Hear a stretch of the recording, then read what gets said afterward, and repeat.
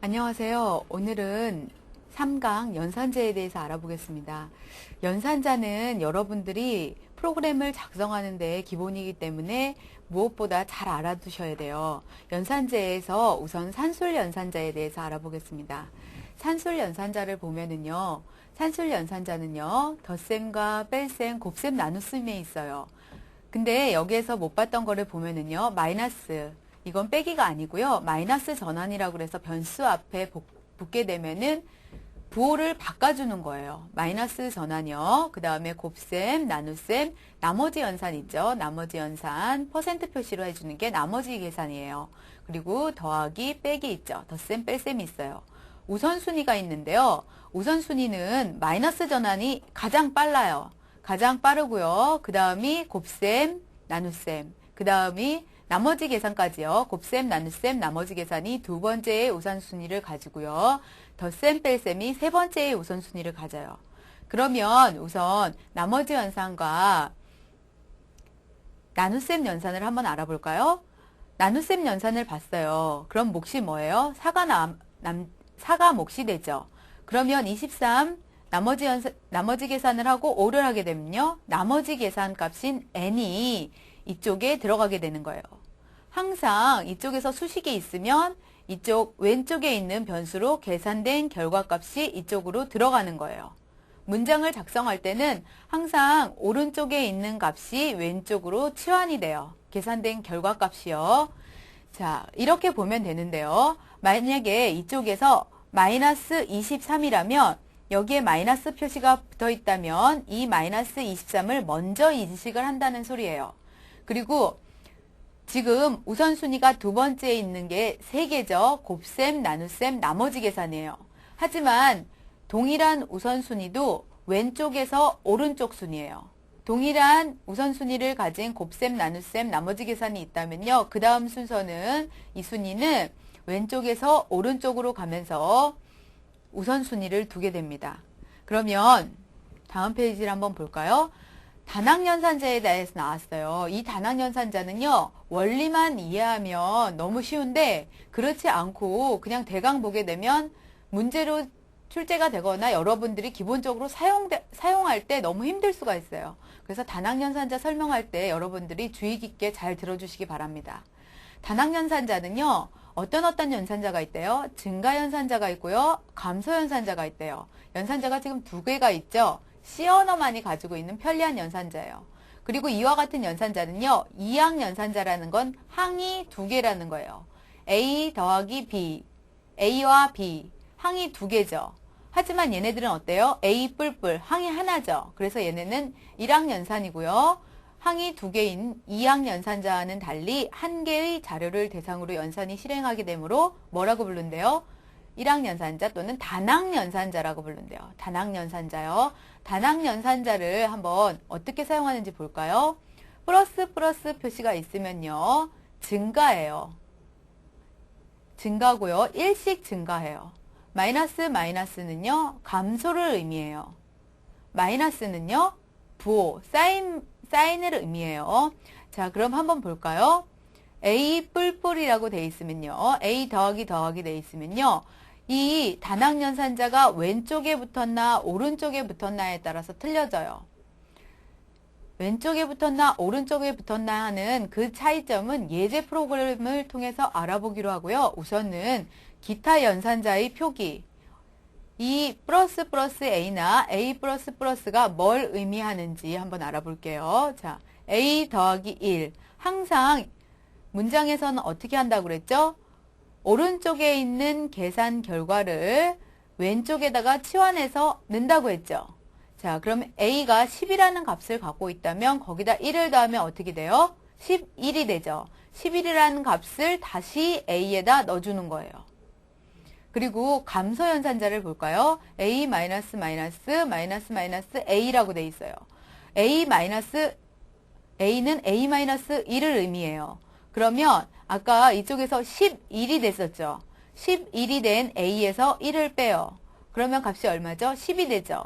10이 된 값을 다시 A에다 넣어주게 되는 거예요. 자, 그 다음 부호는 b라는 변수에다가 마이너스 a라는 거는 a의 변수에 만약에 10이라는 값을 가지고 있다면 10이라는 값에다가 마이너스 사인 부호를 붙여서 치환을 하게 돼요. 그럼 어떻게 되죠? b는요 마이너스 10이라는 값을 갖겠죠. 자, 그러면 프로그램을 보면서 한번 여러분들이 잘 이해하시기 바랍니다. 자, 이쪽에서 프로그램을 볼 때 기록을 해줄 게 있어요. 자, 이쪽에서 한번 볼게요. 선언을 해줬네요. i, j. 선언을 해줄 때는 하나씩 int는 i, int j 이런 식으로 해줄 수 있지만 콤마를 넣어서 한꺼번에 여러 개의 변수를 선언해 줄 수도 있어요. int m, n이라고 해줬네요. 그리고 i에다가 어떤 값을 넣어줬대요? 10이란 값을 넣어줬네요. m에는요 10이라는 값을 역시 넣어줬어요. 그럼 한번 볼까요? 자, i라는 변수가 있고요. 자, 이쪽에 보면 m이라는 변수가 있어요. 그러면 i라는 변수 값에 뭐를 넣어줬어요? 10을 넣어줬죠. m이라는 변수 값에는요 10을 넣어줬어요. 그런데 이쪽에 있는 이 문장을 잘 보셔야 돼요. 이 문장을 볼 때 항상 문장에서는 오른쪽 문장을 수행한 다음에 오른쪽 문장의 수행 결과를 왼쪽에다 넣는다고 했죠. 자, 봅시다. 플러스 i예요. 이건 뭘 의미하냐면요. i 값을 하나를 증가를 먼저 시키라는 거예요. i 값을 하나를 증가를 시키게 되면 어떻게 되죠? 11이 되죠. 11이 된 값을 어디에다 넣으래요? j에다 넣으래네요. 그러면 j에다가 j의 방에다가 11을 넣겠죠. 그러면 프린트 i는 i 값이 출력이 되고요. 프린트 j는 데이터 변환 코드 d를 써서 j 값이 출력이 되겠죠. 뭐뭐가 출력이 되겠어요? 11과 11이 출력이 되겠네요. 실행 결과를 보세요. i는 11, j는 11. 이렇게 출력이 됐죠. 자, 그러면 n이라는 변수에는 어떻게 값이 들어가는지 한번 볼까요? n이라는 값을 한번 보겠습니다.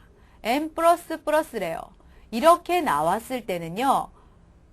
플러스가 뒤에 붙었을 때는 m이라는 값을 먼저 n에다가 넘겨준 다음에 m을 증가시키라는 소리예요.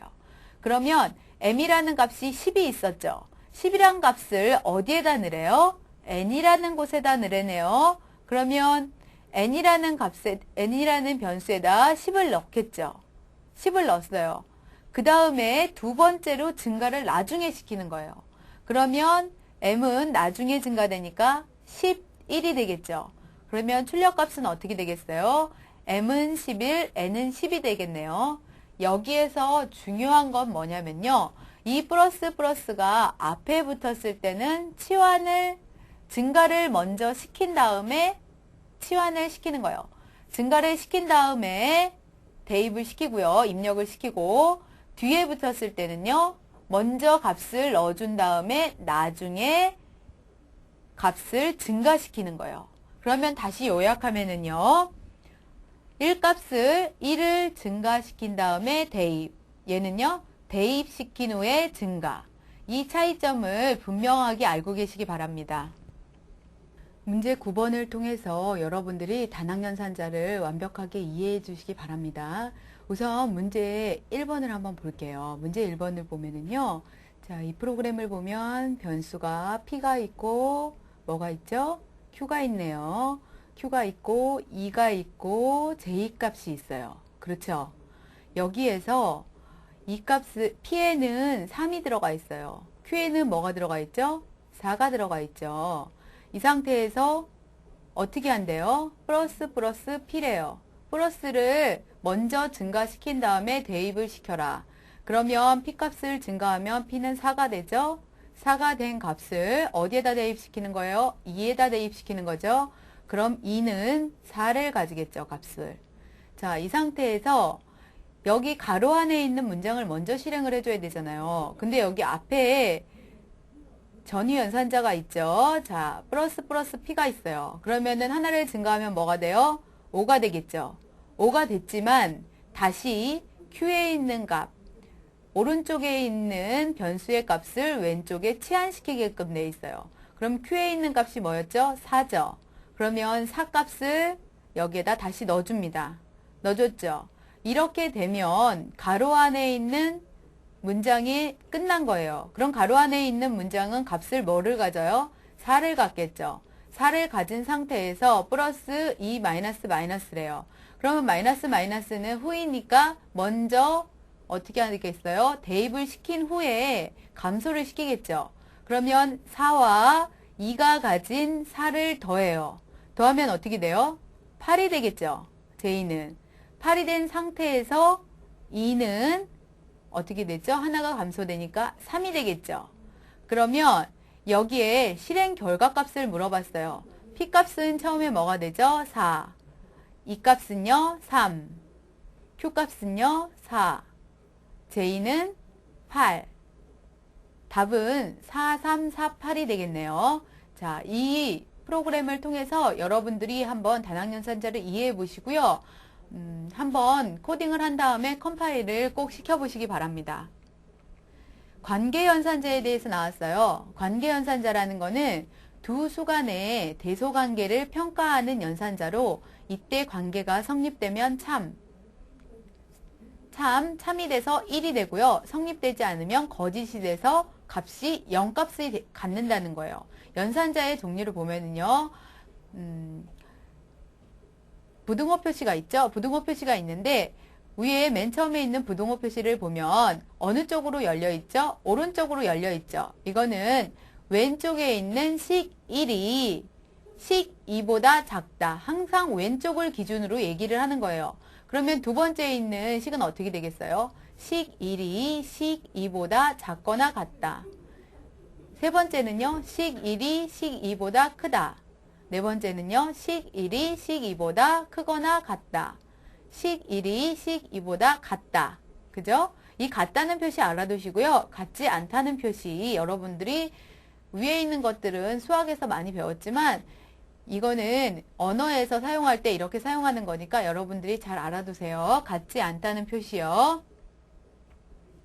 논리연산자에 대해서 알아보겠습니다. 논리연산자는요. and, or, not 논리연산을 수행하는 연산자예요.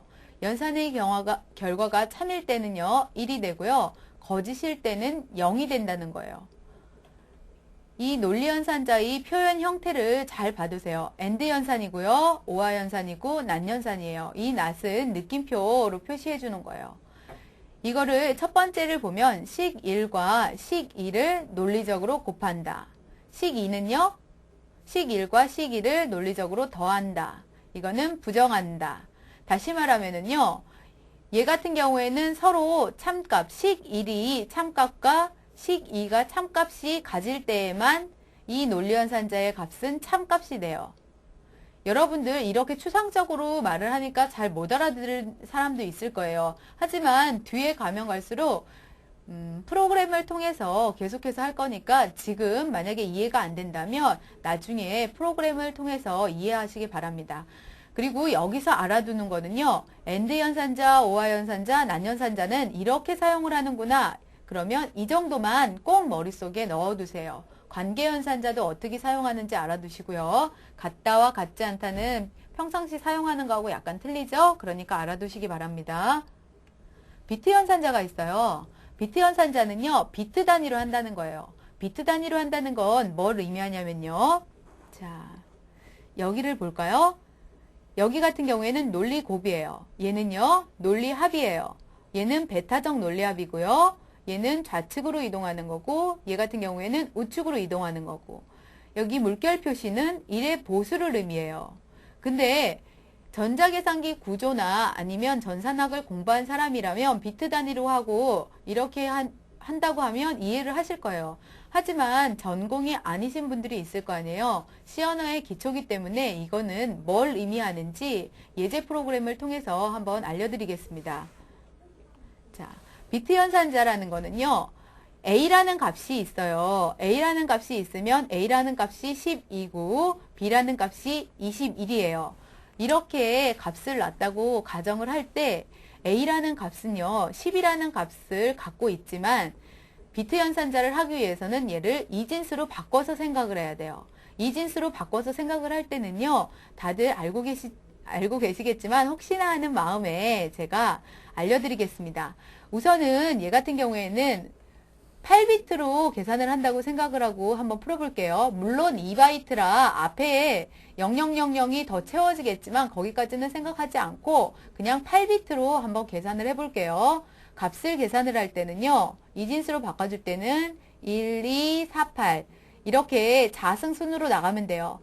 1에다가 2배를 곱하고요. 2에다가 또 2배를 곱한 게 그 다음 값. 4에다가 2배를 곱한 게 8. 8에다 2배를 곱하면 얼마가 되죠? 16이 되죠. 이렇게 되는 이유는요, 각 자리값이 2의 자승순으로 가기 때문이에요. 맨 마지막 자리는 2의 0승이기 때문에 1. 얘는요, 2의 1승이기 때문에 뭐가 돼요?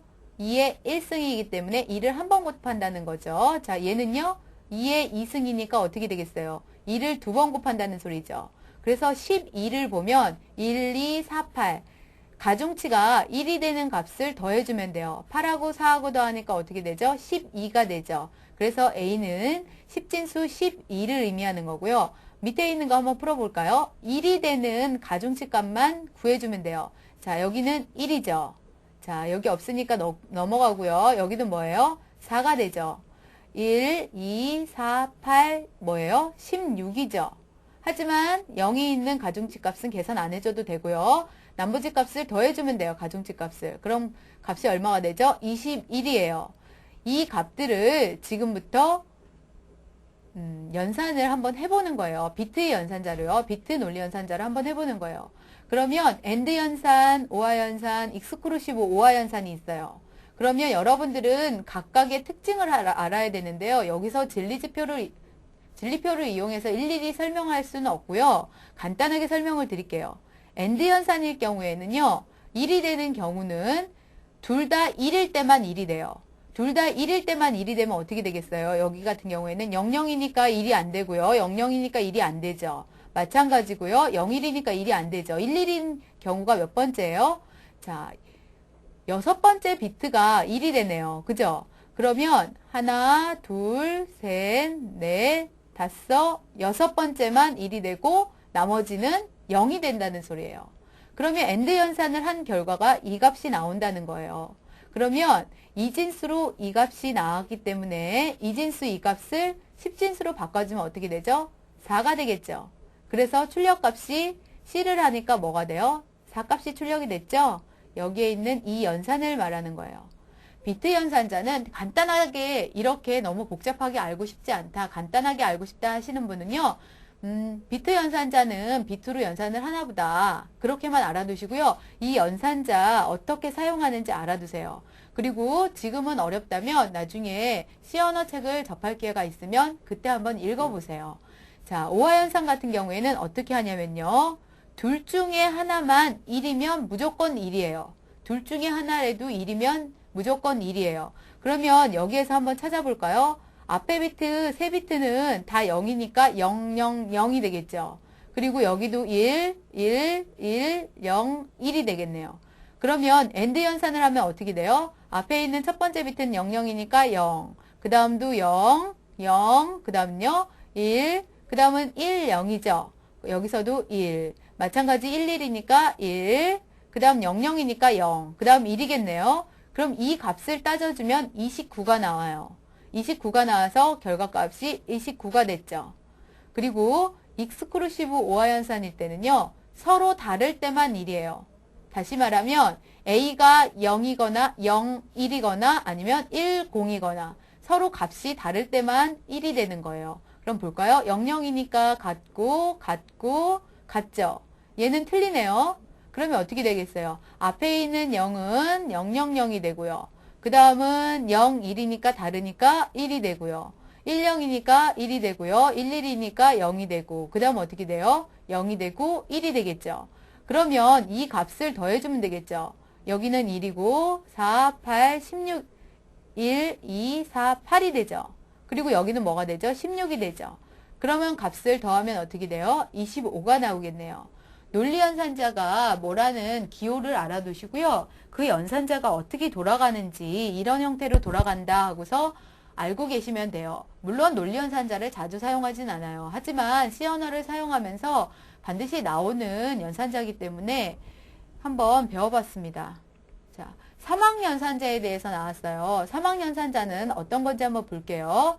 사막연산자는요, 앞에 논리식이 있어요. 논리식이 있은 다음에 물음표가 있어요. 물음표가 있고, 식1이 있고, 식2가 있죠. 그래서 논리식이 참이면은 식1이 실행이 되고요. 논리식이 거짓이면 식2가 실행이 돼요. 그럼 한번 알아볼까요? 자, A, 인트형, 정수형 변수로 선언을 해줬네요. 자, P값을 보고 A에 무슨 값이 들어와 있어요? 4가 들어와 있죠. 자, 4가 0보다 크다. 맞아요? 맞으면 식2를 실행시켜야 되죠. 그럼 마이너스 A를 실행시켜야 되겠네요. 실행시키는데 어떻게 돼요? 여기 대입연산자가 있기 때문에 마이너스 A가 P의 대입이 되겠네요. 그렇죠? 그러면 P값은 뭘 갖겠어요? 마이너스 4를 갖겠네요. 그렇죠? 자, 여기에서 어떤 식으로 사막연산자가 돌아가는지 알아두시기 바랍니다. 자, 그 다음에 자료의 형에 대해서 알아보겠어요. 자료의 형에 대해서 2강에서 다 알아봤지만 한번 전체적으로 한번 볼게요. 캐릭터형이 있었죠? 문자형이나 문자형 상수나 문자열 상수를 선언해 줄 때 사용을 했어요. 근데 얘는 부호가 없는 값을 선언해 줄 때도 있었어요. 자, unsigned 캐릭터 선언해 줬죠? 둘 다 1바이트씩 차지해요. 자, 그리고 쇼트형이 있고요. unsigned 쇼트형이 있고요. int형이 있고요. unsigned int형이 있고요. 자, 여기에 들어가는 데이터형이 뭐뭐뭐가 있나 알아두시고요. 바이트를 한번 봐두세요. 옆에 있는 범위는 알아두면 좋겠지만 굳이 외울 필요는 없어요. 그냥 데이터형에는 이런 게 있구나. 이 정도만 알아두시면 돼요. 그러면 3강 강의는 여기서 마치고요. 4강 제어 구조에서 뵙도록 하겠습니다.